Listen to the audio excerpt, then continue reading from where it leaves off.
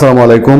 বাংলাদেশের সাথে আমেরিকার চুক্তি, এই চুক্তির উপরে বিএনপি সরকারের অবস্থান, বিএনপি সরকারের ভবিষ্যৎ অনেক কিছু যে জড়িত, এটা খুব ভালোভাবে বোঝা যায়। এটা শুধু চুক্তি না, কারণ এই চুক্তির আড়ালে কিসে কিসে বিএনপি জামাত রাজি হয়েছে, এই চুক্তির আড়ালে বাংলাদেশকে কি কি দিয়ে উজাড় করে দিয়ে দিতে হবে।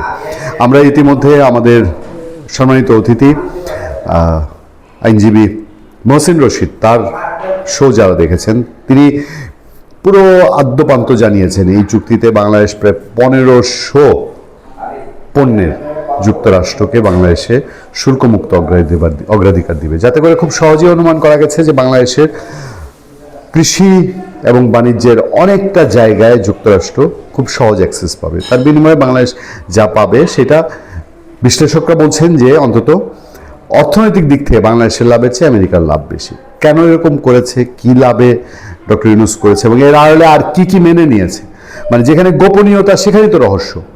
সে গোপন চুক্তি করেছে, এটা তখন পার্লামেন্ট নাই, তার কোনো জবাবদিহিতা নাই। এবং এখন যে তথ্য যে এই গোপন চুক্তিতে বিএনপি এবং জামাত রাজি ছিল, বিএনপি এবং জামাতকে সব কিছু জেনে বুঝে সেখানে রাজি ছিল। আপনাদের মনে থাকার কথা, নির্বাচনের মাসখানেক আগে আমেরিকার বাণিজ্য সংশ্লিষ্ট যারা আছেন তারা ভার্চুয়ালি তারেক রহমান এবং জামাতের সঙ্গে মিটিং করেছেন এবং সেই মিটিংয়ে তারা এই গ্রিন সিগন্যাল পেয়ে গিয়েছিলেন। তেমনই একটা তথ্য আমাদের সামনে, সেই তথ্যটি আপনাদের সামনে জানানোর জন্য বসা। যুক্তরাষ্ট্রের সঙ্গে চুক্তিতে বিএনপি জামাত সম্মতি দিয়েছিল পররাষ্ট্রমন্ত্রী। এটা যে চট করে নির্বাচনের 3 দিন আগে করা হয়েছে সেটা ঠিক নয়, বলছেন খলিলুর রহমান।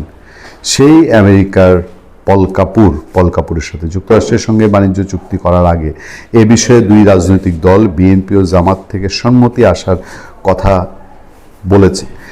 যুক্তরাষ্ট্রের সঙ্গে বাণিজ্য চুক্তি করার আগে এ বিষয়ে দুই রাজনৈতিক দল বিএনপি ও জামাত থেকে সম্মতি আসার কথা বলেছেন পররাষ্ট্রমন্ত্রী খলিলুর রহমান।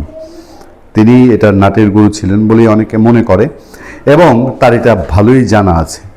বিএনপি গভর্নমেন্টে এই পররাষ্ট্রমন্ত্রী, উনি কি তারেক রহমানের পররাষ্ট্রমন্ত্রী না উনি ডক্টর ইউনূসের পররাষ্ট্রমন্ত্রী, আল্লাহ জানে। এবং এর ভেতরে কি অ্যারেঞ্জমেন্ট, এই রহস্য কবে উন্মোচন হবে জানি না।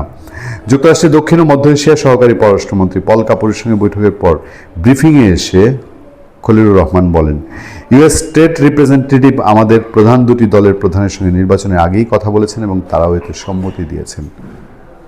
আস্তে আস্তে বের হচ্ছে, মানে আমেরিকাকে সেই মুসলেকা বিএনপি এবং জামাতের দিতে হয়েছে।